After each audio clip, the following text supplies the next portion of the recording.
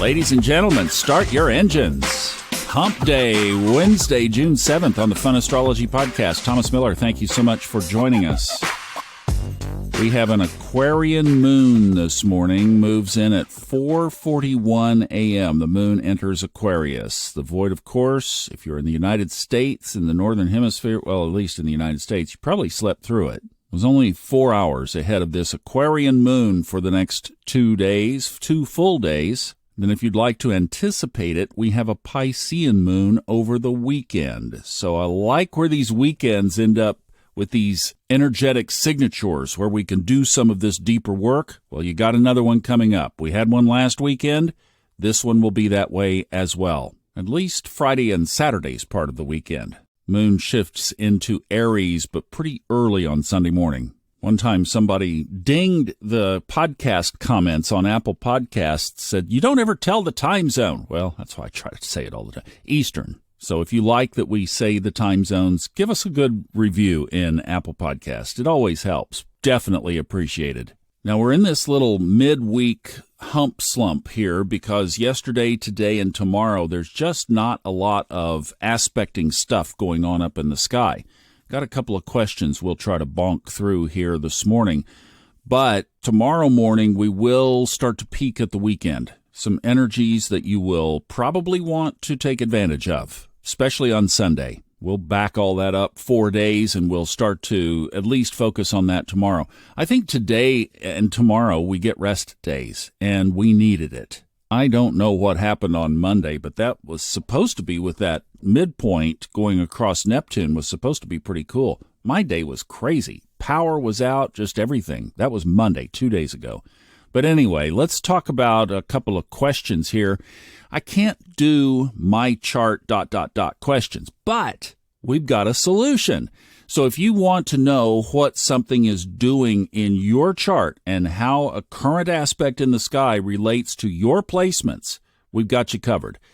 Join the Discord group. If you're not in it, how you can find it easily is go to the top of the funastrology.com website, and there's a Discord icon up there. Click it, and you'll get yourself in. Of course, it's free. Kristen Lawhead is running that, and she's putting together a team of people that are kind of emerging as voices who are going to be heard around here more. If you'll leave a speak pipe question, even if it's blatantly my chart is this and my chart is that, Kristen is going to pick these up, and if you leave your email, you don't have to, but if you do, she'll follow up with you and even see if you want to put your chart in for Discord, and people can comment on it. Those of you who are in the 101 course, this is going to be perfect for you guys to do some synthesis work. So I'm really excited about this. So go ahead and load us up with your my chart ... questions, and we've got a plan to help you. The reason I'm so excited about this is that there are a lot of times that you just don't want a full reading. Maybe your brain is not at the place where it can handle a full reading. And I know about probably 3/4 of you just said, "Oh, thank you."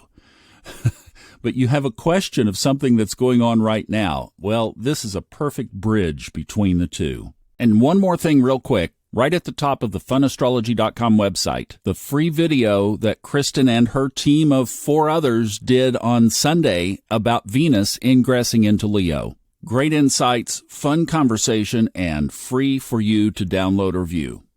Now, the question that I have today, I'm not going to play the audio, but somebody was asking about basically the interpretation of the nodes. She was a North Node Capricorn, South Node Cancer. Reason I wanted to tackle this, I know a lot of you probably have this placement, or at least you have nodes in the Capricorn-Cancer axis.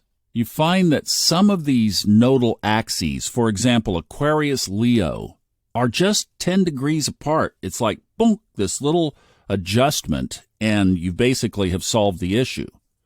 Not this one.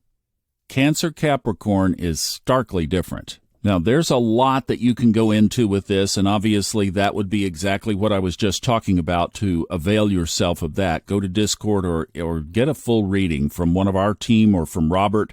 But the quick answer, whenever you see Cancer, Capricorn, or even look at where those two signs are in your chart, you have to think distinguishing between operating out of your head, Capricorn, which is a good thing in proper context, versus, and I'm saying versus because we're not talking specifically about the nodes here. I'm just distinguishing between these two, versus being mostly influenced by your heart, your soul, and your intuition, Cancer. So let's talk about the difference of those two just as standing signs.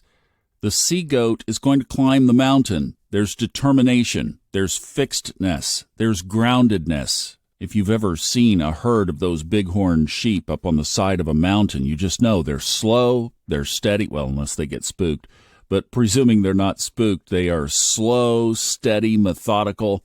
And I'll tell you, if they do get spooked, they can run up that mountain like crazy. I mean, like, up they go. Well, you Capricorns are laughing, right? It's fixed determination. And then Steve Forrest's overlay from the Book of Earth, perfect wordsmithing here.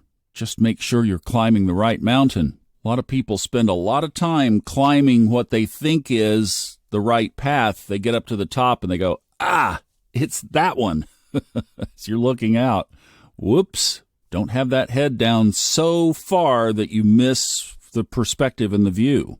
But with that comes a pretty strong determination on the physical skills that we've been given to be our best. That's Capricorn. Using your head, common sense, keeping it straight, never quitting, finishing strong.